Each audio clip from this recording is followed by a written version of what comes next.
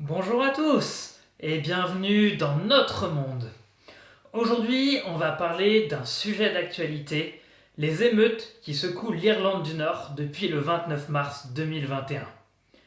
Je vais essayer de vous expliquer la situation sur place et essayer de comprendre si l'histoire de l'Irlande du Nord est en train de se répéter et que nous assistons au retour de la guerre sur ce territoire. Bienvenue à tous dans Géopolitica. Allez, générique.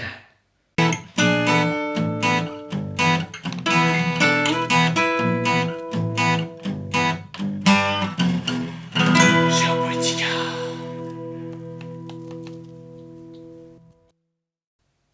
Avant de vous parler à proprement parler de la situation actuelle en Irlande du Nord, il faut d'abord que je vous explique brièvement l'histoire de ce pays.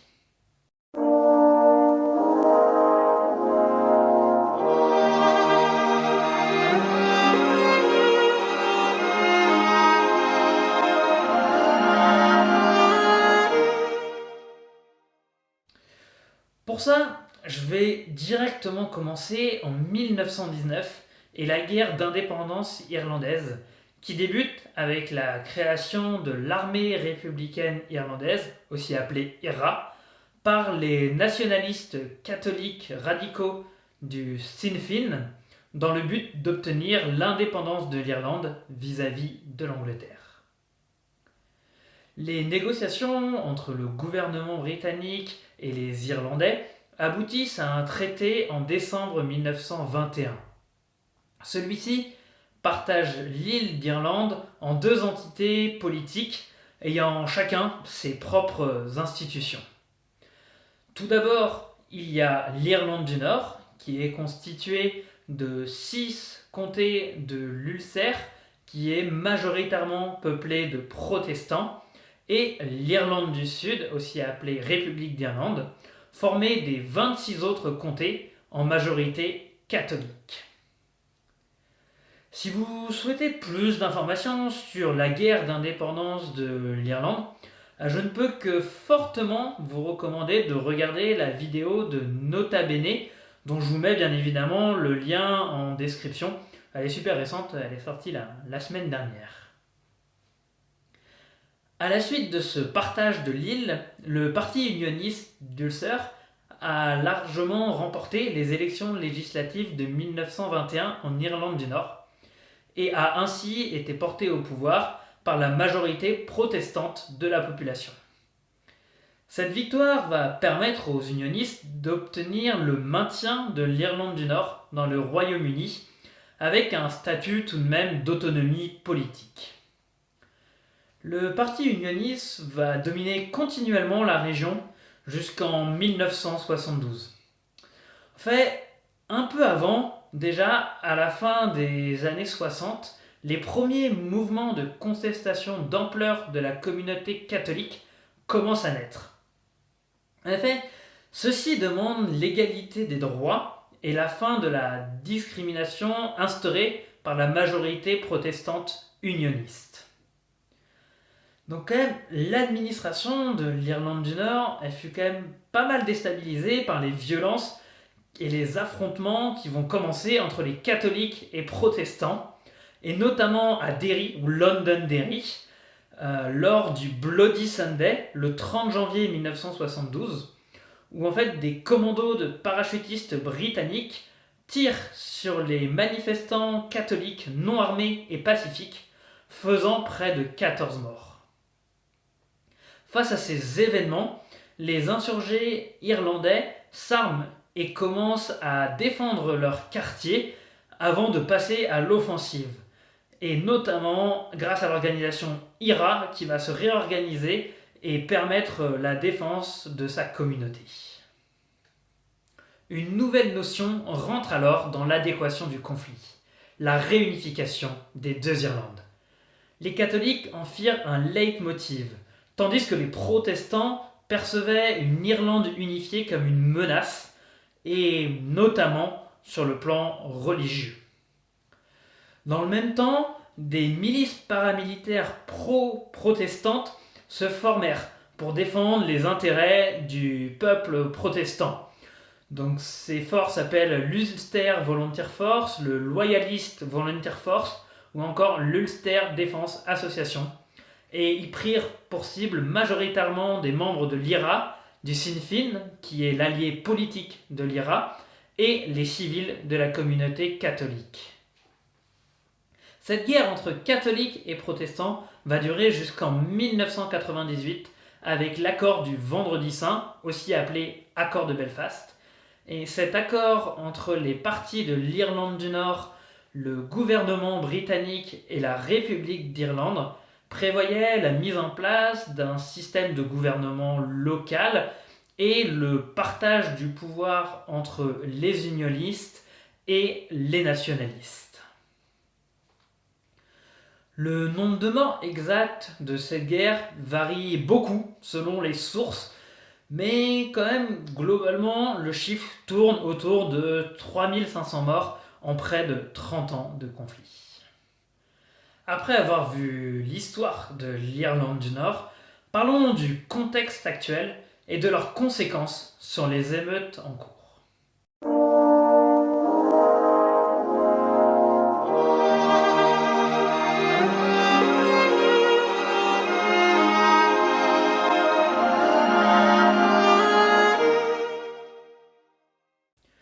Donc comme je vous l'ai dit en introduction, l'Irlande du Nord est secouée depuis le 29 mars 2021 par des émeutes, et plus majoritairement des émeutes dans les quartiers protestants unionistes de Belfast et de Derry, Londonderry. Des centaines de jeunes protestants ont ainsi lancé des pierres, feux d'artifice et cocktails Molotov sur la police et sur les quartiers catholiques. En fait, l'événement qui a mis le feu aux poudres est la décision de la justice nord-irlandaise d'abandonner toutes les poursuites contre certains dirigeants du Sinn Féin, donc comme je vous l'avais dit, qui est la branche politique de l'IRA, et parti nationaliste favorable à la réunification de l'Irlande, qui ont assisté à des funérailles d'anciens dirigeants de l'IRA en violation des règles sanitaires anti-Covid-19. Bon, bien évidemment, cet événement n'est qu'une goutte d'eau qui a fait déborder le vase. Et nous allons maintenant essayer de comprendre ensemble les raisons plus profondes de ces émeutes. Deux explications principales peuvent, selon moi, expliquer cette nouvelle flambée de violence. D'un côté, le gel de la situation telle qu'elle depuis les accords de 1998 et les nouvelles mesures prises à la suite du Brexit. Je vais donc tout d'abord commencer par la situation qui est gelée depuis 1998 et les accords de paix. En effet, les problèmes de fond entre la communauté catholique et protestante sont restés les mêmes, puisque les deux communautés ne se mélangent pas ou très peu. Il existe encore aujourd'hui des quartiers catholiques et des quartiers protestants, et ceux-ci sont encore séparés par ce qu'on appelle des murs de la paix, et qui sont fermés tous les soirs. Donc il y a des barbelés par-dessus, et tous les soirs, les quartiers sont fermés. Et partout dans la ville, on peut voir des fresques pro-IRA ou des fresques pro-britanniques. Et en plus de ça, les enfants vont généralement dans des écoles soit catholiques, soit protestantes.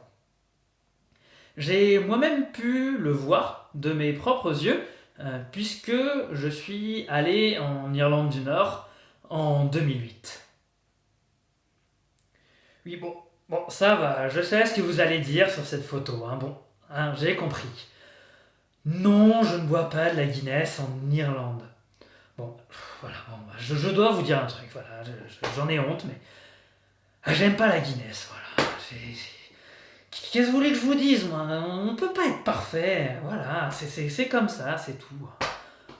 Bon, honnêtement, je me suis personnellement retrouvé assez opprimé là-bas. Déjà, je suis allé à Londonderry, comme l'appellent les protestants, ou Derry, comme l'appellent les catholiques. Et déjà, sur la route entre l'aéroport de Belfast et Derry, ou Londonderry, j'ai vu plusieurs panneaux de signalisation avec des impacts de balles sur le London de Londonderry. Franchement, ça vous met dans l'ambiance, quoi. En plus, une fois sur place, on sent partout le poids de l'histoire. Franchement, il y a partout des fresques pro-britanniques ou des fresques pro-IRA. Puis en plus de ça, le soir, on voit des policiers partout qui patrouillent avec des véhicules blindés. Franchement, c'était bien bien flippant. L'autre explication aux émeutes actuelles est le Brexit. En effet, le 23 juin 2016, les 46 millions de citoyens du Royaume-Uni sont appelés à voter pour ou contre la sortie du Royaume-Uni de l'Union européenne, auquel elle était attachée depuis 1973. L'Irlande du Nord faisant partie intégrante du Royaume-Uni, ses citoyens ont aussi été appelés à voter lors de ce référendum. Finalement, les citoyens du Royaume-Uni voteront à 51,89% pour quitter l'Union européenne. Par contre, l'adhésion du Royaume-Uni à l'Union européenne était une pièce maîtresse permettant le maintien de la paix en Irlande du Nord. En effet, suite aux signatures des accords de paix de 1998, il a été décidé de mettre fin au contrôle à la frontière entre l'Irlande du Nord et la République d'Irlande, qui appartient d'ailleurs elle aussi à l'Union européenne. Cet accord permettait aux deux communautés d'être plutôt satisfaites, puisque d'un côté l'Irlande restait dans le Royaume-Uni, ce que souhaitait une majorité des protestantes, et de l'autre côté, il n'y avait plus aucune frontière physique entre la République d'Irlande et l'Irlande du Nord, ce qui satisfaisait les catholiques qui sont très attachés à leurs racines irlandaises. Le Royaume-Uni va finalement quitter l'Union européenne le 1er janvier 2020, mais les mesures du Brexit ne seront appliquées qu'à partir du 1er janvier 2021.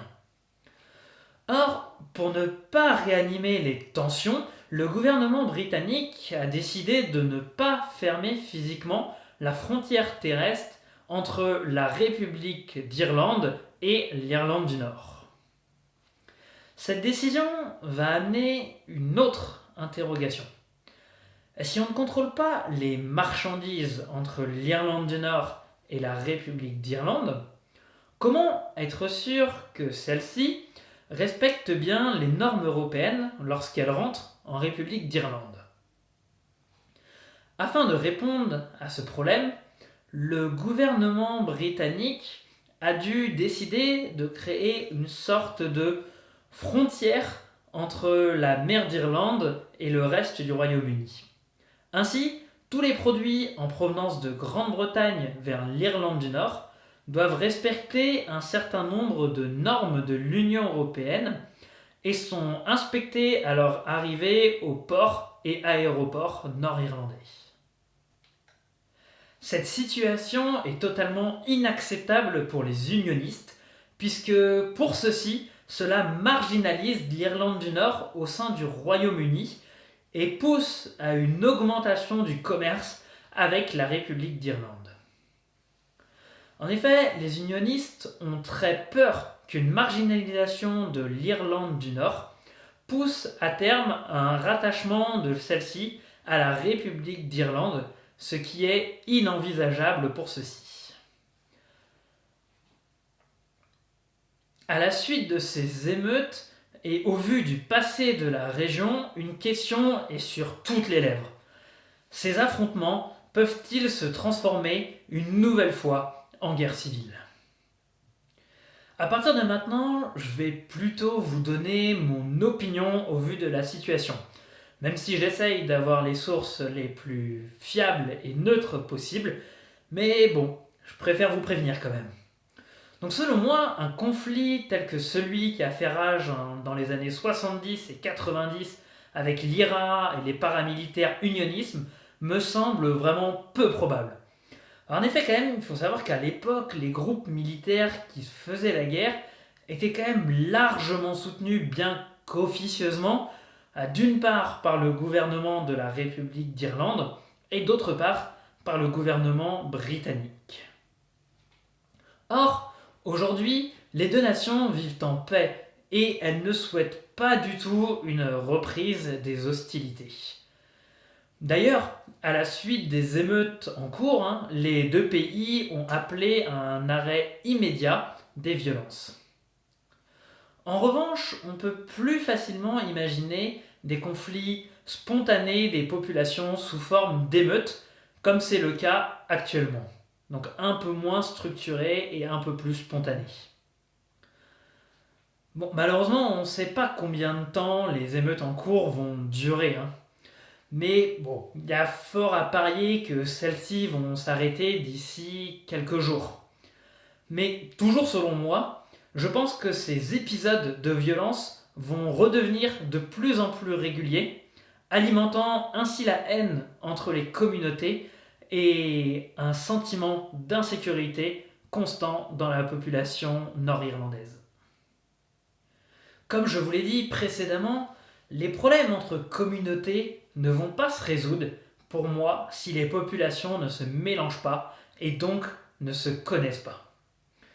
Bien que ce ne soit pas une mince affaire, et ça je n'en doute pas, il me semble que pour que le conflit s'arrête véritablement et durablement, il faudrait avoir des écoles mixtes, enlever ces murs de la paix qui divisent les gens et ne plus avoir de quartier en fonction de son orientation religieuse.